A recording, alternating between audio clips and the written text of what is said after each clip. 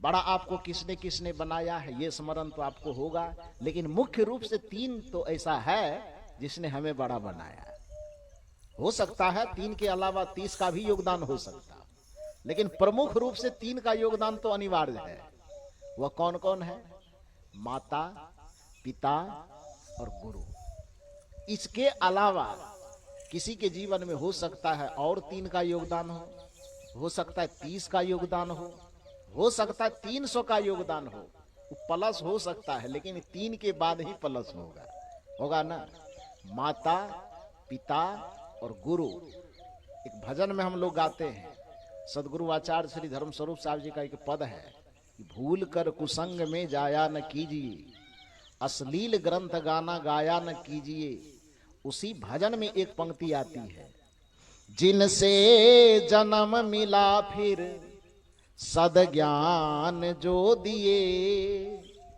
जिसने आपको जन्म दिया है, माता और पिता, और जिनसे जीवन जीने की कला मिली है, सदगुरु और संत। जिनसे जन्म मिला फिर सद्ज्ञान जो दिए, जिनसे जन्म मिला फिर सद्ज्ञान जो दिए, उन माता पिता गुरु को भुलाया न कीजिए।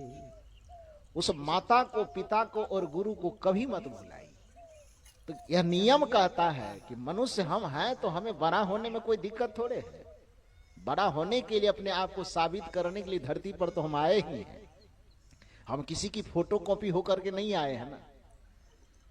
ये बात अपने आप में अधूरी है कि हमको राम के जैसा होना है। राम राम है, हम हैं। कृष्ण क्या राम के जैसा हुए?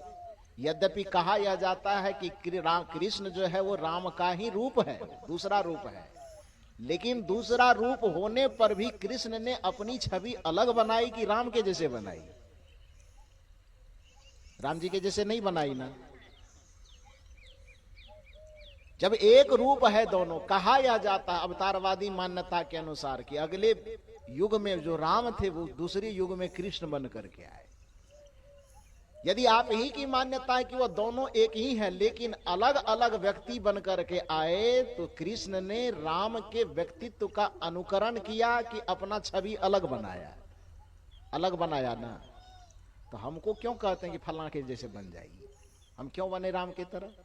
जब कृष्ण नहीं बने राम के तरह, जब कबीर नहीं बने राम के तरह, जब बुद्ध नहीं बने राम के तरह, जब महावीर नहीं बने राम के तरह, जब मीराबाई नहीं बनी राम के तरह, जब सहजोबाई नहीं बनी राम के तरह, पलटू दादू जगजीवन नहीं बने राम के तरह, बल्कि अपने व्यक्तित्व का, अपने चैतन्यता का विकास करके अपना इतना बड़ा बना कि वह राम से अलग एक अलग छवि और एक अलग अपनी पहचान बनाई। तो हम भी मनुष्य जीवन धारण करके आए हैं, तो किसी के आदर्श से प्रेरणा तो हमें लेना है, लेकिन अपने चेतना को इतना विकसित करना है कि हमें अपनी पहचान अलग बनानी है। हमें किसी के जैसा नहीं बनना चाहिए, किसी का फोटोकॉपी नहीं बनना है।